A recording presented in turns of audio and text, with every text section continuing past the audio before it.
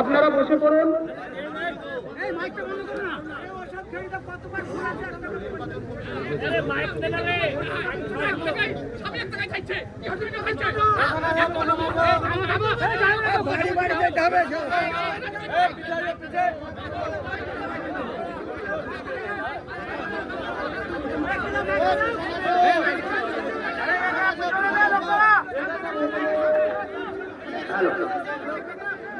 আমরা পথে নেমেছি যে কারণে, সেই কারণের সমাধানের জন্য আমাদের জয়েন্ট বিডিও সাহেব এসেছে।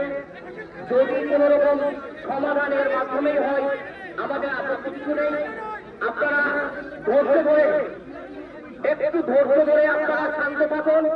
আমরা বিডিও সাহেবের সঙ্গে কথা বলছি, দেখি ওনার সঙ্গে আমাদের কতটা মতের মিল হয়, তারপরে আপনারা কথা বলবেন, আন্দোলন করবেন। আপনারা ধৈর্য ধরে চুপচাপ থাকুন।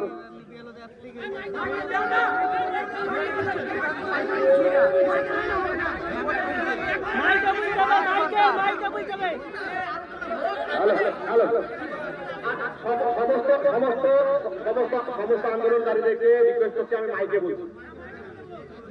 বলতে স্যার, আমাদের প্রথম দাবি ছিল যে 2020 সালে যে খসড়ায় নাম, সেই খসড়ায় যে নাম, সেই খসড়ার নামে 2022 নাম থাকলে ছেলে মেয়ের নামে ভোটার লিস্টে কিছু লাগবে। সেটা এখন দেখছি সবার লিস্টে নাম আসছে, লজিস্টিকের প্রবলেম আছে। এবং প্রথম যে খসড়া যতগুলো নাম এসেছিল সেই নামগুলো চালু দেওয়া হয়। আর খসড়া তালিকা নির্বাচন তৈরি করেছিল, নির্বাচন করেছে, সেই খসড়া তালিকায় ভোটার লিস্ট চালু দেওয়া হয়।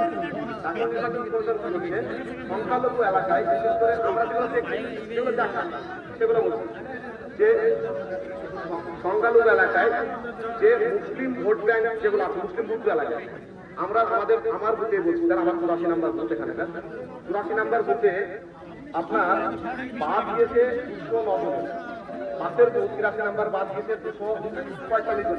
এই দুই বুথ মিলে একটা বুথ মিলে এখন 450 ওপর নাম্বার।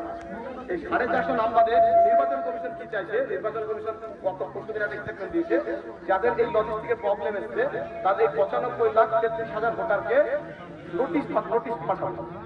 তাহলে বিএলওদের কাজ, যে বিএলওরা নির্বাচন কমিশন বলেছিল যে ছোটখাটো ভুল থাকলে বিএলওরা বাড়ি বাড়ি গিয়ে কালেক্ট করবে, বিএলওরা যদি ঠিক করে দেয় সেটাকে মান্যতা দেওয়া নির্বাচন কমিশন দেবে। কিন্তু এখন নির্বাচন কমিশন বিএলওদেরও মান্যতা দিচ্ছে না, এবং নির্বাচন কমিশন বলছে যে এদেরকে নোটিশ হবে। এদের নোটিশ কি হবে স্যার? নোটিশ হলে কি হবে? 12টা যে ডকুমেন্টস চেয়েছে নির্বাচন কমিশন, 12টা ডকুমেন্টসের মধ্যে আমি আমার পরিস্থিতি বুঝি, আমার এলাকার পরিস্থিতি বুঝি, আমার সমাজের পরিস্থিতি বুঝি, আমার সামগ্রিক এলাকার পরিস্থিতি বলছি,